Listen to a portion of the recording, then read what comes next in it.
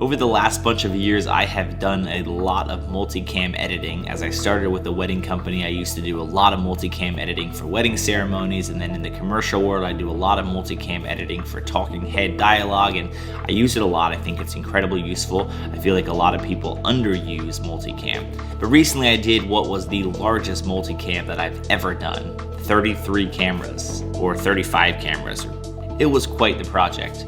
But to my surprise, it actually went pretty smoothly. But I want to share a couple of tips I have when it comes to multicam editing, and I want to talk a little bit about my workflow when you're dealing with a lot of cameras in multicam editing.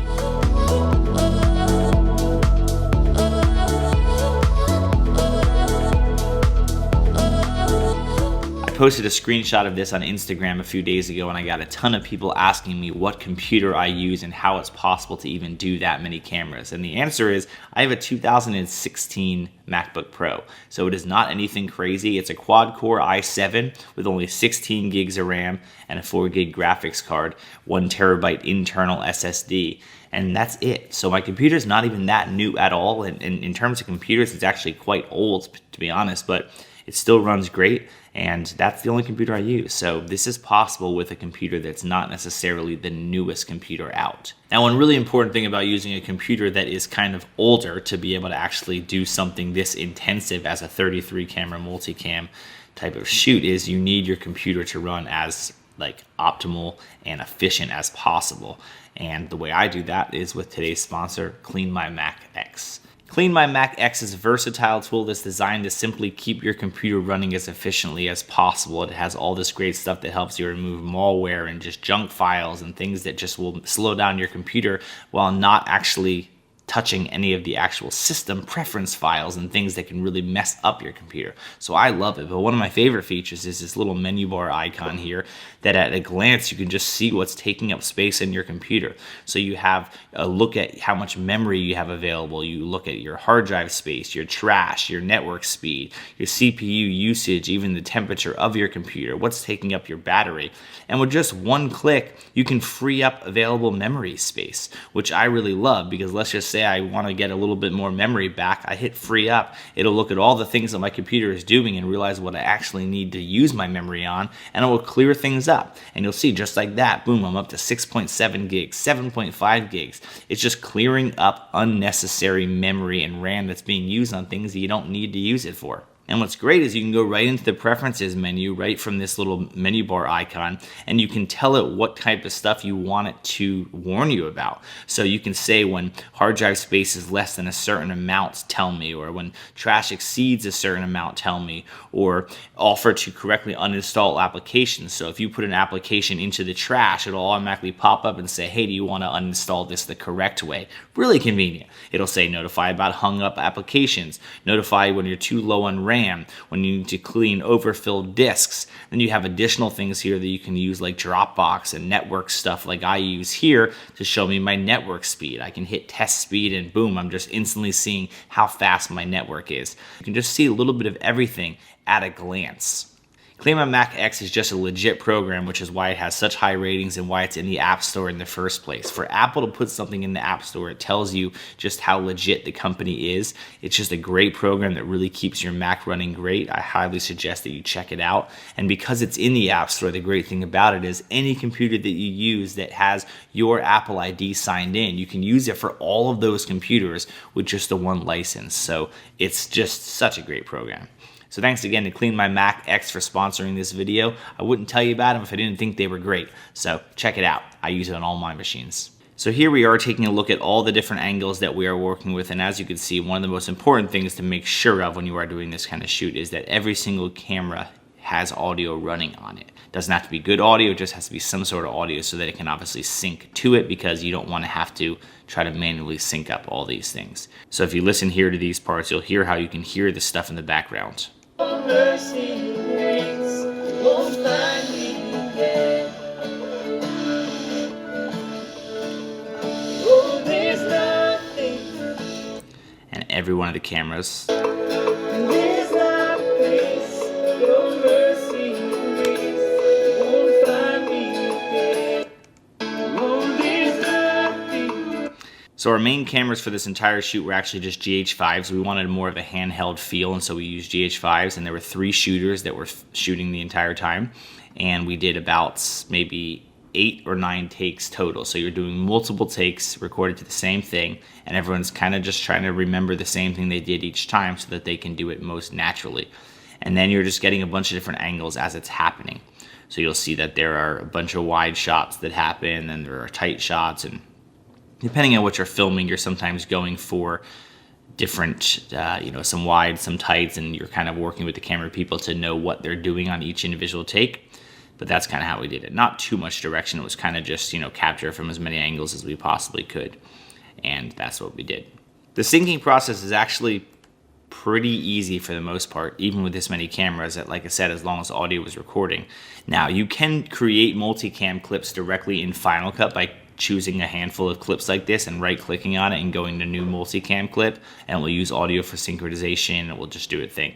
It works pretty well for the most part, but when you're dealing with this many clips, if I actually tried that sync, which I did try initially in Final Cut, it definitely had some issues because there were so many clips it couldn't really distinguish what it actually needed to have. So it didn't work very well, so I do everything in pluralized. I have another whole video on my actual multicam process for that, so if you want to watch like the setup and all that stuff, you can. Now this is the very important part that a lot of people ask me about, and that is proxy files and how can your computer handle that many files at once, and what's that whole process like. And the answer is you absolutely, no question about it, have to create proxy files, because I don't really know if any computer can handle 33 4K streams. These are all 4K from this camera, and there's no chance at all, as you see if I hit play.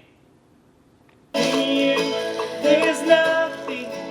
You can see that the computer obviously can't keep up at all, nor would I expect it to. I have no problem on my computer doing like 4K streams just about without any problems, but when you're doing this many, you absolutely have to proxy. So before you do any of this, the first thing that you want to do is choose all of your clips that you're going to cut in your timeline. You select them all, and you can just right click on it and hit transcode media, and you want to create proxies. Now it's not giving me the option for proxies because I already have proxies created, but that would be an option right there, and you'd click create proxies, and then you create them all. And you'll know that the proxies are completed because you'll see this entire window come up and do all the transcoding. It'll take a little bit depending on the speed of your computer. And then when you click on the actual library right here and you go to the right hand side, you can see that it's 131 gigs of original footage, 38 gigs of proxies. And then it has no problem at all actually like playing back the clips like you see. Oh, there's nothing better than you. I do have that main file that we really are going to use for the actual song also in that multicam. So this is the actual recorder, the actual recorded track from the studio. And then this is the one we were actually performing to live, which was the click mix, which was that with a click behind it. That's for us to obviously be able to play to and to sync to, no problem at all. So that's what we use live. So those are all in there. And then what I'm doing is I'm essentially just clicking on this. I'm right clicking on it and just hitting active audio angle, and I'm making the actual active angle the final mix that I actually created, because obviously we want the good audio to be the one you hear at all times.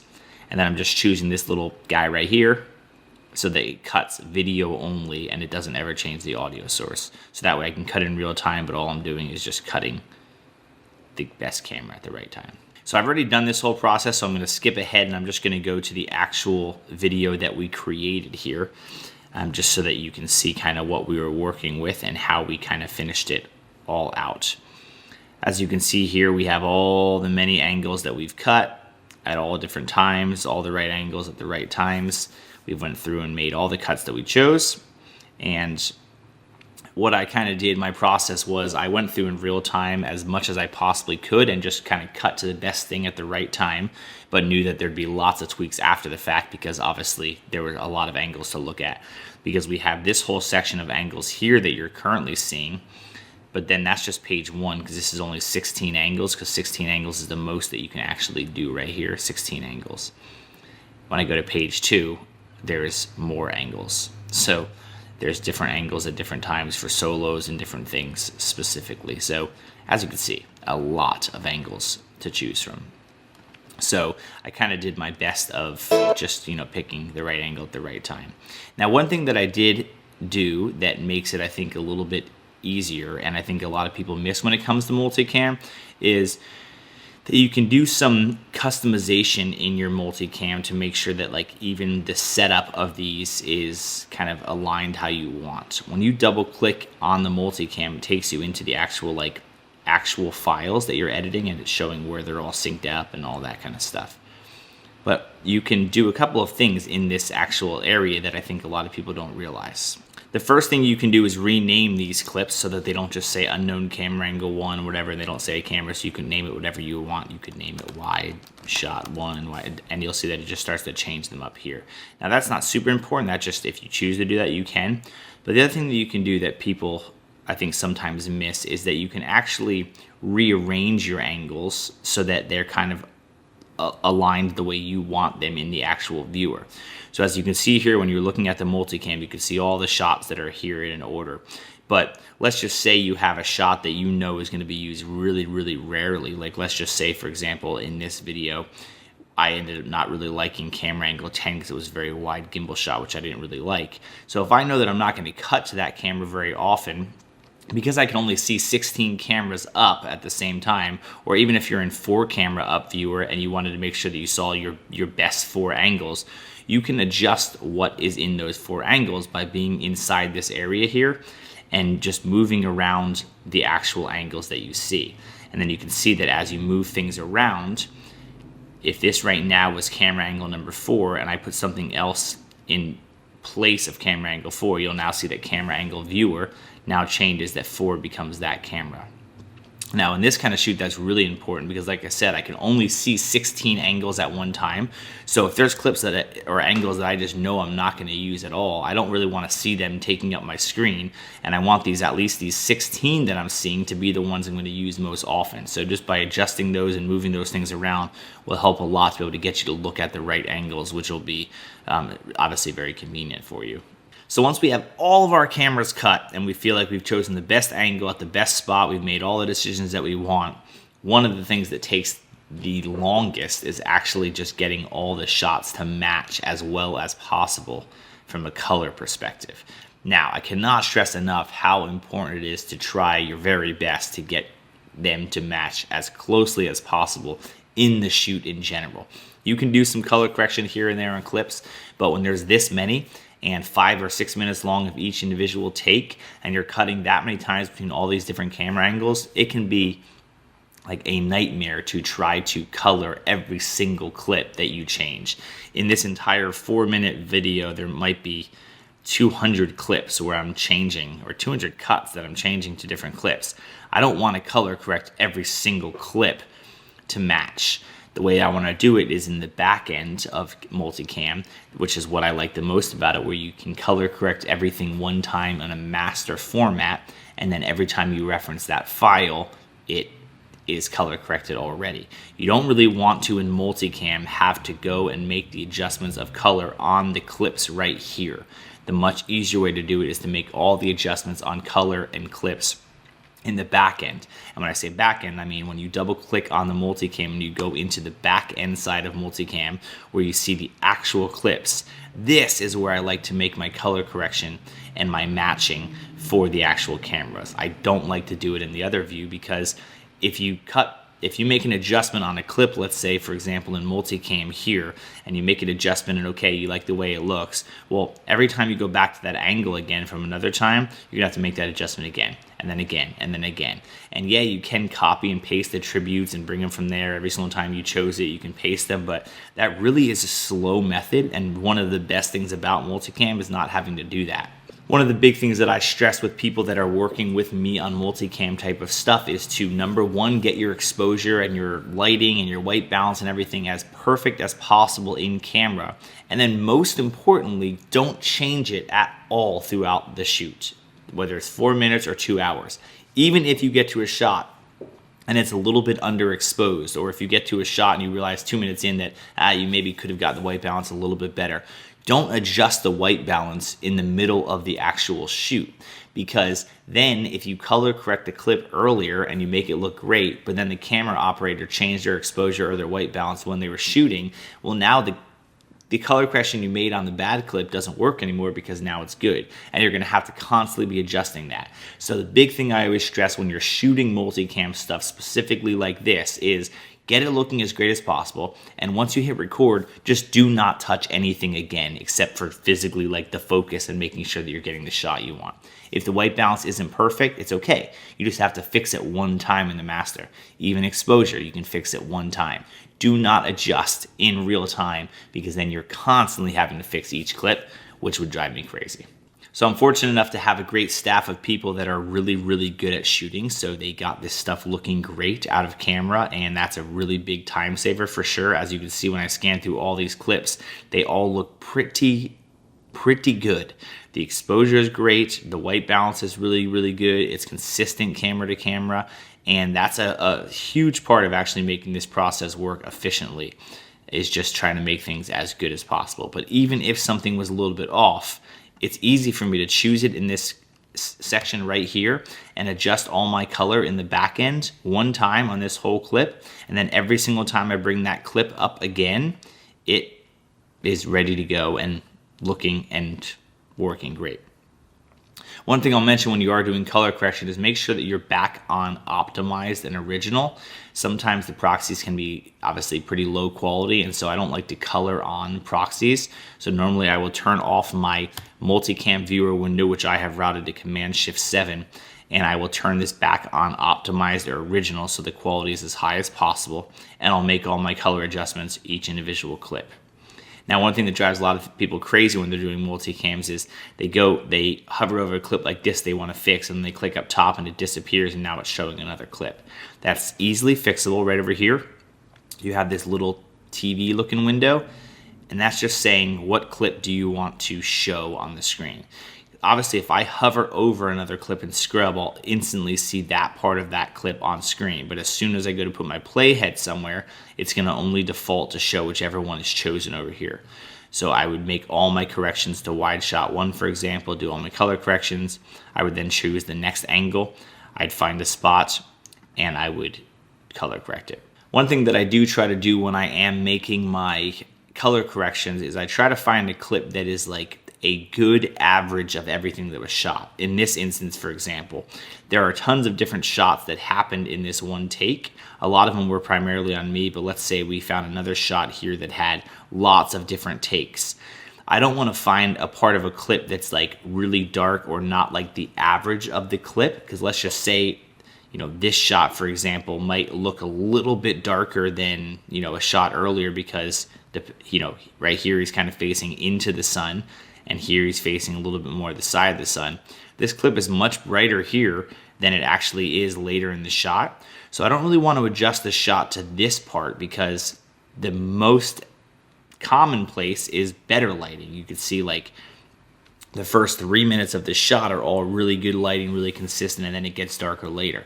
You don't want to color correct to the dark spot of that clip, because obviously you're going to have to just color correct it again, just like someone exchange exposure. So I like to just find a good average point. Let's just say that, for example. Let's just say I think this part right here works good, whatever. I choose that clip. That part of the clip I find what I like. I put my playhead right there. Then I color correct that section of the clip, if that makes sense.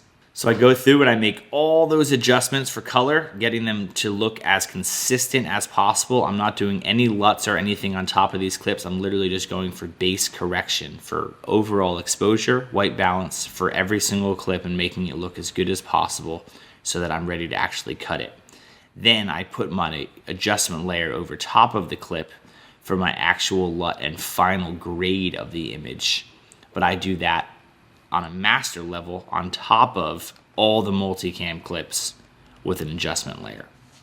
So you can see that I can turn off my LUTs and my effects. That's before, that's graded, and with a little bit of color after the fact. And I always do that on top of the clips so that it's affecting everything underneath.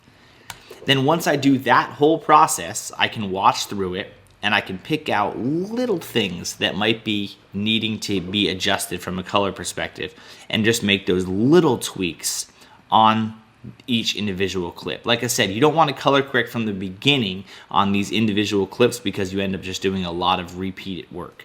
But as I watch through this, once I've chose all my best angles and I watch through this, if I get to any clip that I feel like needs to be adjusted, I can just adjust that clip a little bit. So let's say I got to this guitar shot and I just wanted to make it a little bit brighter. I don't have to go back into the multicam viewer behind the scenes, find that one specific section of the clip, blade it and color correct it. I don't need to do any of that. We can just simply take the clip right here that we know we want to adjust just slightly, and we can just choose the clip, make the adjustments on it, just say whatever we choose to do, and then we're good to go. So we don't have to go back into multicam viewer for that. But we're only really making adjustments on anything that drastically needs an adjustment because we've already done the base correction and we've already done the LUT on the entire thing. So now we're just kind of going through and looking at any last minute adjustments that really need tweaking, even just the slightest bit, and we can make those right on the clip in general. And then that way we're not having to go back into multicam viewer to do it. One of the biggest pros of using multicam is because of that reason alone, especially for this kind of thing, or if you're a wedding filmmaker that does long ceremonies, or you're an event cinematographer that films long events. Multicams are by far the best way to do it because you can fix something one time in a master layer behind the scenes, and then every time that clip is referenced, the color looks good and everything's ready to go, because you don't want to waste time having to just constantly cut and color every single clip down in this timeline. It's just really not ideal at all. And after you've done all your final adjustments, you can do any additional effects or different things that you want to do that are part of this actual edit, and then you simply can export it like you normally would any other video file. The important thing to remember when you do go to export is that you choose optimized or original media. You don't want to export proxies. You want to make sure that you go back to optimized original, and then you're ready to go with it, and everything works really, really well. So that's a look into how I was able to do a multicam edit of that capacity on my computer. It's pretty simple. I create proxies, then I just sort them based on kind of where I think I'm going to use the shots the most so that I can see them in my viewer. Choose 16 up on the viewer, maybe you choose 4 up depending on how many cameras you have, but multicam editing really is something that's useful for cutting a lot of cameras that are filming the exact same action happening. I see a lot of people that don't use multicam and they use traditional techniques where they're blading and they're cutting, and I just think that you're wasting a lot of time if you actually do that. Just create a multicam clip of that, create some proxies, cut all your stuff the way you want, color it all up, you're ready to go, and it's just easy to customize, easy to tweak, and it just works really, really well. So if you are really new to multicam editing, I highly suggest that you check out my other video as well, all about multicam editing. I go into a little bit more of the actual workflow of syncing all those cameras up, and hopefully that'll be a helpful video to you. That one I created a little bit ago, but it still is the exact same way that I do it, but everything still works really, really well. I have an older computer, but it really works just no problem at all for me, which is why I haven't bought a new one in a while. And thanks again to Clean My Mac X for sponsoring this video. Honestly, it's a great plugin that really helps optimize your Mac. Yes, they sponsored this video, so of course I'm going to talk about them, but honestly, I only support people and companies that I think make good products, and they're a company that's been in the App Store now for a while, which clearly just helps you realize that they're legit, because Apple doesn't put people in their App Store unless they think that they make a good product. So thanks to Clean My Mac X, my computer's running great, everything's working great. I love what came out. The link in the description below to the full video so you can watch it and see the final result. And I hope this helps. Thanks for watching.